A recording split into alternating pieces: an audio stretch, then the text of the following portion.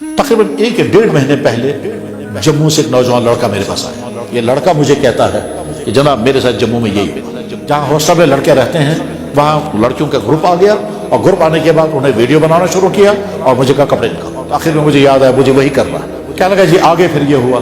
اسی رات جناب رسول اللہ صلی اللہ علیہ وسلم مجھے خواب میں زیارت ہو گئی. اور کالج کا لڑکا, کسی مدرسے کا نہیں, کوئی تبلیغ والا نہیں ہے, کالج کا لڑکا.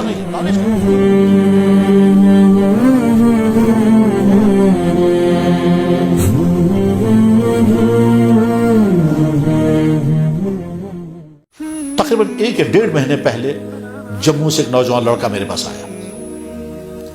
کہتا ہے جناب آپ نے بہت پہلے ایک واقعہ بیان کیا ہے جموں کے کسی کالج میں یا کہاں, تو وہ واقعہ میرے ساتھ پیش آ گیا اور میں نے وہی کیا. میں نے کہا کون سا؟ کہنے لگا آپ نے کبھی کہا ہے کہ دلی کے اندر ایک مسجد کے جوان امام صاحب تھے, محلے میں کوئی لیڈی تھی, اس لیڈی اس نوجوان کو اپنے گھر میں بلایا اور اس لیڈی کا شوہر نہیں تھا, وہ کہیں گیا ہوا تھا بہت دنوں سے, تو اس لیڈی نے اس نوجوان کو برا کام کرنے کی دعوت دی. اس نوجوان نے اپنے آپ کو بچانے کا پورا ارادہ کیا, تو لیڈی نے کہا تم بچ نہیں سکتے, گیٹ سارے بند کر دیے ہیں اور مین گیٹ بھی بند ہے, اندر کا گیٹ بھی بند ہے, اس کے بعد کا بھی, اور تم اس کو بیڈ روم میں ہو, تو اسے تم بچ نہیں سکتے, تمہیں کرنا ماننا پڑے گا. اس نوجوان لڑکے نے کہا ٹھیک ہے. جب اسے سمجھ میں آیا کہ میں بچ نہیں سکتا تو میں پھر کوئی اور طریقہ اختیار کروں گا. تو اس نوجوان لڑکے نے میں نے یہ واقعہ بیان کیا تھا. اس نوجوان لڑکے نے لیڈی سے کہا کہ آپ ایسا کریں, مجھے اجازت دیں تو میں باتھ روم سے آؤں گا. تو اس نے کہا ٹھیک ہے. تو باتھ روم چلا گیا اور باتھ روم میں جو لیٹرین کی گندگی تھی وہ ساری گندگی اپنی جسم پر ملی. اب وہ گندگی مل کر کے جب وہ کمرے میں آیا تو بدبو, تو اس لیڈی نے جو ہی دیکھا اس نے کہا دفع ہو جا تو یہاں سے, اور تو اتنا گندا انسان ہے اور تیرے جسم سے ایسی بدبو آ رہی ہے اور تو کیسا دفع ہو جا. چنانچہ دھکے دیکھ کر اس کو ہاتھ بھی نہیں لگا, نکل جایا. تو وہاں سے نکلا اور نکلنے کے بعد پھر وہ دلی جمنا کے کنارے گیا, اپنے کپڑے نکالے, کپڑوں کو دھویا, اس کے بعد اپنی باڈی کو دھویا اور بھیگے ہوئے کپڑے پہنے اور پہنچ گیا اپنے کلاس میں جہاں وہ پڑھا کرتے تھے.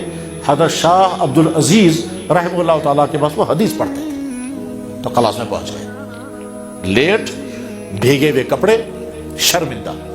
ٹھیک جو ہی اندر داخل ہو گئے تو کلاس کے سارے لوگ دیکھنے لگے اور سب کہنے لگے آہا زبردست خوشبو, آہا زبردست خوشبو, یار ایسا عطر تو ہم نے آج تک, یہ کیا عطر ہے.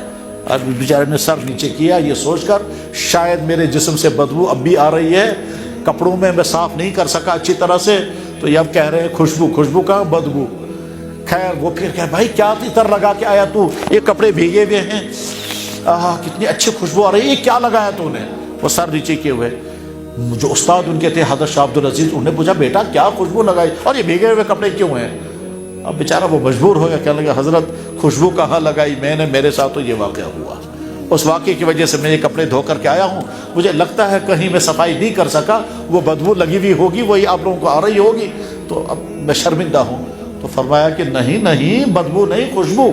اس کے بعد ساری زندگی اس طالب علم کے جسم سے خوشبو آتی رہی. یہ واقعہ میں نے بیان کیا تھا کبھی جموں میں. یہ لڑکا مجھے کہتا ہے کہ جناب میرے ساتھ جموں میں یہی ہوا. کہ کچھ لڑکے ہمارے جہاں وہ رہتے ہیں ہاسٹل میں, جہاں ہاسٹل میں لڑکے رہتے ہیں وہاں لڑکیوں کا گروپ آ گیا اور گروپ آنے کے بعد انہیں ویڈیو بنانا شروع کیا اور مجھے کہا کپڑے نکالو. تو کہا میں بہت کوشش کرتا مگر نہیں, تو آخر میں مجھے یاد آیا مجھے وہی کرنا ہے.